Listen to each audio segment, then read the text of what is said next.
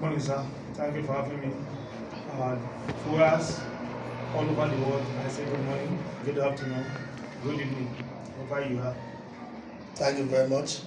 We are to look at the issue of politics, especially the manifesto of your party, the chance of your party, and what actually stands you out among other political parties, and the level of mobilization you have done, and your confidence, whether you are going to make, whether you have absolute confidence that you are winning that election. Thank you. Let's start from this end.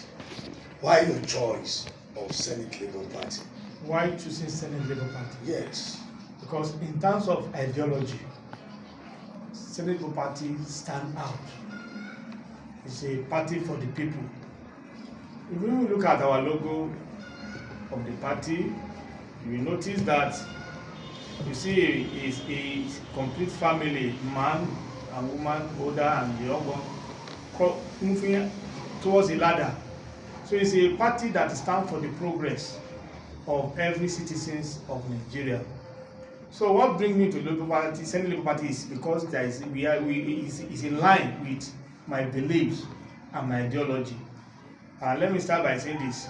I've been in politics for so long, and I'm a national member of PDP in Osun.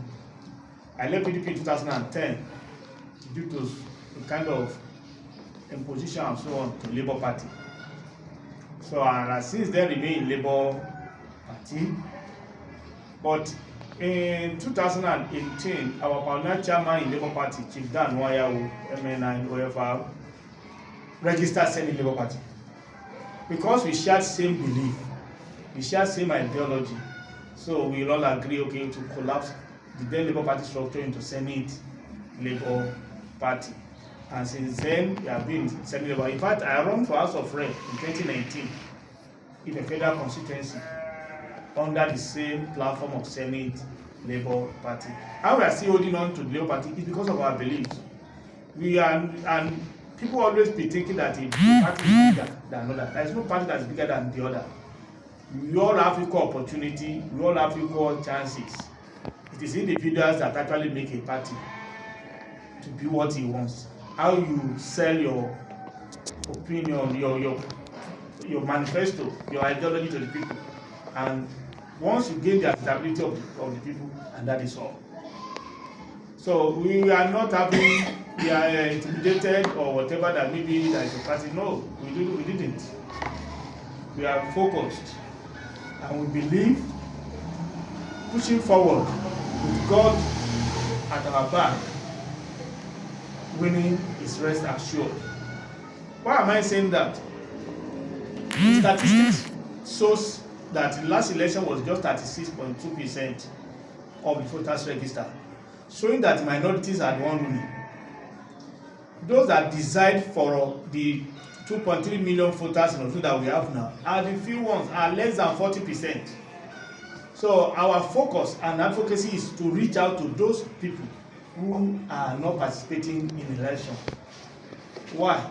They lost trust in the electoral system. They have lost confidence in the governance, in the democratic governance or democratic rule. So they just say ignore the system completely. So we are reaching out to them. You cannot be there, you cannot be abstain or be aloof and things will change. So we are reaching out to them to come out. And these are the type of people that will come out, pick up their PPC, having understand our programs, what we have for them, and they will go ahead and vote.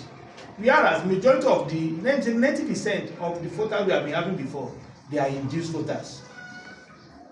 So, and because they are induced voters, people that induce them, that they ride on their phone to go to the office, they can misbehave because they know how they buy their way into the office. But we are reaching out to the good people of Osun State, the loyal voters, the law-abiding citizens, that to be fully law-abiding is to exercise their civic rights by voting for the candidate of their choice.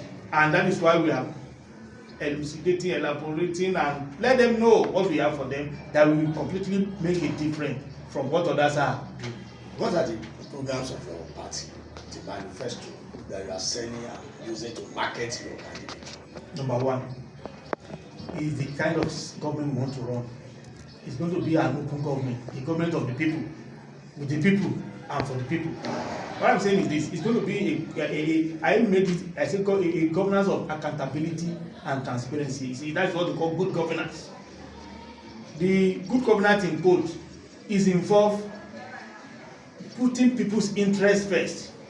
And I cannot put your interest first if I didn't know you, if you are not involved. So our government will make sure that we have people involved. People will be part of what we are doing. They will be part of the systems. We will run it together. We implement this. It's not a government. We will not take a decision without the consent of the people. So it's going to be their government. And it will make it more democratic, that is government of the people for the people. So it is not that what we have in mind is what we are doing. No, everything we want to do, number one thing is that we all do it together. That is number one.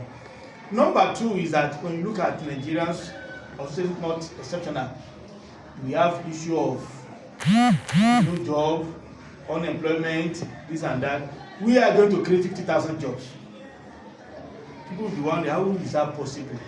And I said, within the 12 months in office, it is seriously possible. I mean direct 50,000 jobs using agriculture being the only sector with longest value chain. When I'm now talking of agriculture, I'm talking about every aspect of agriculture. We go into crop production, livestock production, fully mechanized. We do to agricultural financing. It's also a sector on its own. People will be trained in a capacity training for some youth for that category alone. Then every other one will also be trained on finance management. So it's going to be a profitable agricultural practice. If you have 50,000 hectares of cassava, 50,000 hectares of maize, 50,000 hectares of pineapple, 50,000 hectares of banana, 50,000 hectares of apple, we are not going to just go there. We will make sure we get the hybrid seed, 50,000 hectares of tomato, and so on. When we get all those things, we put them together, we are not going to take them out of Osun. Those things can be available within the 6 months of the implementation. Then we invite the companies, the manufacturing companies, that will use them as raw materials. So the product, the company will be domiciled in Osun. When the company is domiciled in Osun, there will be access to that material from the farm, and they will be making the finishing product right Osun. It is the finishing product will be going. Not that our cassava will go to somewhere, our apple or pineapple. No, everything will be utilized here. So we double it. The farmer will also have values for their effort. And those who are going to put on those systems is going to be a technological base. We support them with power tillers. Which, not that when I get to the office when I want to do that. I've already done my research. I know the cost of computer power tiller, which is the best in the world. I know where to get it. I know the institute that is trained. Even with we already have an MOU to train 8,000 out of 50,000 on power tiller maintenance and repair. So those one will be on ground to servicing those things, so that the system will be sustained. So that it will be sustained. Then let me also tell you about costing. You say, yeah, it's easier said than done. How do you get cost for all these things? I think that will have been a kind of question you may be asking. So 50,000 parts, this and how do you get cost? You see, most of the projects just need your own first input. They are sustainable, they can sustain themselves. If the government have the will and monitoring, and make sure you run it as a business, not as the way they handle government implementation programs. What we are going to do is this. We talk to the banks. We need 1,000 power tillers, 2,000 power tillers, 10,000 power tillers that are going to distribute across local government where we put those youths. We sign for those youths. They are going to, a power tiller will do 5 acres of land per day. We will now spread it. This money, the power tiller, you are the owner of your power tiller. The bank will bring in money to get them in. you will be the one to be paying back to the bank. Not that the government is, you understand now? So you have to go and use particular to work and pay back to the bank. Use on your own farm, use it for others. And before you know it, in 6 months, we will crash the price of food item in Osun. That's number one. Number two, we will now be food basket of the entire southwest. Instead of Osun, market women go to Ogbomoso to get all their food items. Some go to Afas Kwara, some go to Ondo. In fact, in Ogbonna market in Osogbo, they say they have issue Abuja. That shows that we could not produce what we are eating in Osun, despite the fact we have many hectares of fertile land. So this has to be stopped. We are not going to be parading tractors on the road without seeing any effect on the market. That's number one. Then another areas I will dive before I leave the agriculture is this. Many interventions have come as that regard, but mostly some individuals venture into it, take loan, and they sometimes run at loss because one, there is no direct off-taker. You understand now? That's why I said you invite manufacturers that will come to Osun to take it from them. Another thing is this: government will provide storage facility. That has not been available at all. So because they don't have means of storing it, so they will be ready to sell it at any cost. Let's assume 50 hectares of tomato, and you have about 9 trailers at a go. And this thing cannot last more than 3 or 4 days. There's a problem. But if there is a potato paste company right in Osun, it is from farm to the factory. It's not a rocket science. We have everybody is in Lagos. If he doesn't want to come to Osun, we bring another company. This is your material. In fact, he himself is said he's shortaging of materials at the time on NTA. So those are the things. It's not just that others are saying I'm not to be a governor. No. These are the things I've worked on over time. How can we solve our problems? So if we want to eradicate the issue of unemployment, let's invest so much in agriculture. We give every one of them capacity training, how to do it better, the best practice. If it is poultry, if it is piggery, if it is cattle, it is every aspect we are going to touch. Not that we are working just come. No, the first thing is they will be trained professionally, and every aspect will be backed up with machine, with technology. And as we are open them to local investors and manufacturers, we also link them with global investors across the globe. And after a year, it will not be difficult to sign an agreement with Agricultural Development Bank. You understand? And most of the the bond we get for them to sustain this will come from Bank of Agric. The other chain will come from Bank of Industry. So there won't be any bulk problem on the funding from government purse or from what we are taking from revenue allocation. You understand? So these are the things. It's just you know what you need to do. Take necessary approach. Today, many people does not know there is an agency for equipment leasing by federal government. That you will need this, you don't have the money to buy it. Let them see your generator already. They will lease those equipment for you at little or no cost. It's a part of government federal. It has been existing. Many people does not know. Even right in Osogbo, we have an incubator center. Where you want to start up your business, you don't have money to rent a shop, you need this. Go to the incubator center is at Ayepe area here in Osogbo. They will give you office space for free. They will have some other thing to support you. Register you on with SME spend-down. They will register you with spend-down. And these are the information our youth does not have. And they say, I have been trained. I have do my freedom. I will have started, there is no money. So we will make sure that we expose all this to our youth so that they will dive into it and benefit from it. So, and if we are able to achieve that, we have solved so many of our problems. That is number 2. Then the number 3 is the educational system. Our educational system is nothing to write about compared to global standard. We make sure that Osun students are at par with their colleagues globally. Gone are the days we are facing class blackboard, this and that, and learning. Things have changed globally. Also need to step up and meet up. Train your students. You shift from conventional classroom to e-learning. If you see the way people are using their phone, those students of pupils of primary 5, primary 3, primary 4, you'll be amazed.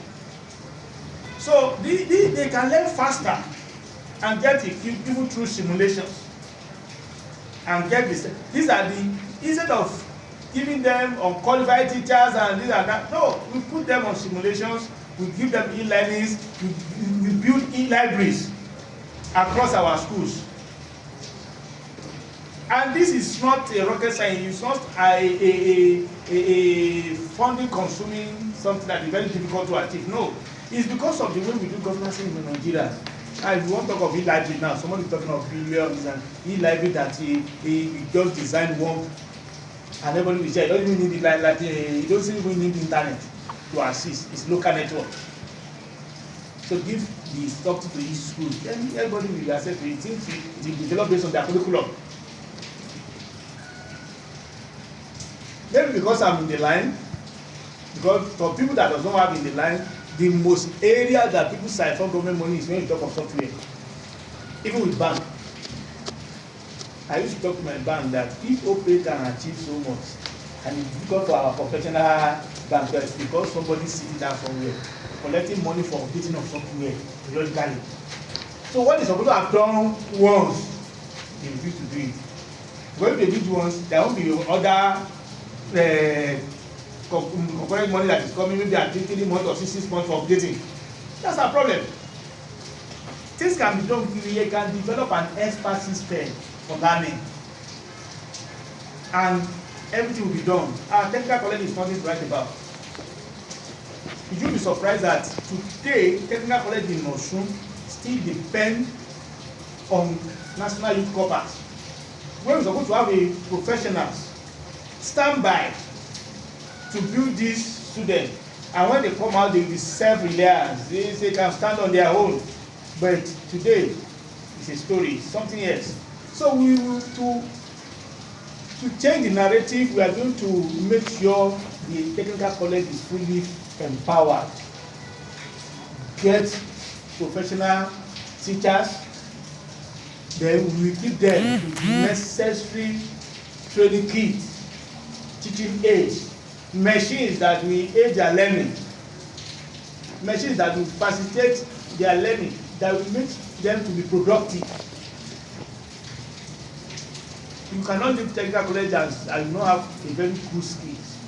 So these are the things we are doing to implement and bring into our educational system. And most important is this: parents, most young parents today, and they don't even know the best way to handle their work in terms of education. Children does not know, there is no mentoring, there is no that. And the reason why is this: in our schools before, in our own time, there is counselors in every school. That one has completely eroded.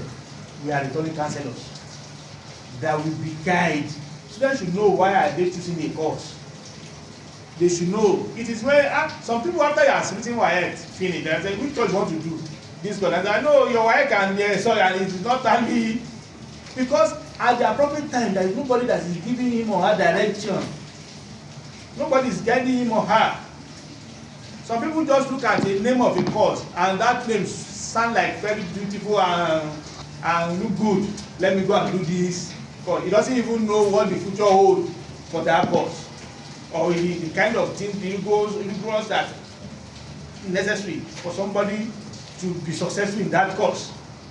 So we are going to return in all secondary schools our counselors back, so that the kind of tutoring, directing and guiding the student into the future. And every secondary schools, primary schools, they already have skill initiative curriculum already. And that's where we need to have a very robust technical college, and as well as our secondary school. If you go to university today, na college graduate, they say go and learn skill. Because that is what we have been missing for almost 4 decades. So we now think that's our problem. Let's go back to it. In Nigeria today, to have people doing local work, all this mastery and so on, is so completely difficult. So middle class manpower is always difficult as well, because initially what always you have and let everybody go and have degree, and when you have degree, what of the middle? You have the upper, downwards, and nothing. There is a vacuum, there is a vacant. So we make sure that we feed that vacuum. We make our little bit productive, and in turn it will improve the economic status of the state.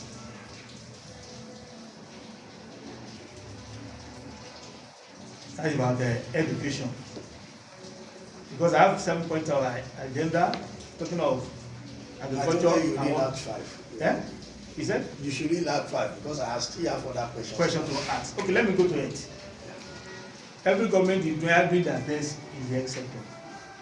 Right. Number 1 is that health facility is not accessible. People travel far before they get standard health service. Even our primary health care is still not enough. We are going to make sure we have more primary health centers closer to the people. And the bone of contention is that making health service delivery affordable. If it's not going to be completely free, many people die in their homes because they cannot afford the service of the health delivery. So we make sure that health delivery is affordable and is accessible to the people. We will also make sure that the security of the state is in the hands of the people. We work closely with the traditional rulers, the baales, the community leaders, landlord associations. We are going to be giving capacity training on security and safety. Then we will now put them in various categories of security networks. And not only that, we put also on surveillance. Every local government will be put on surveillance. So we'll be having community-based office for it, zonal office for it, and state office for it. We have to be monitoring what is going on in every corridor of the state. And from that, we will prevent criminals, because we make them aware that they are being watched.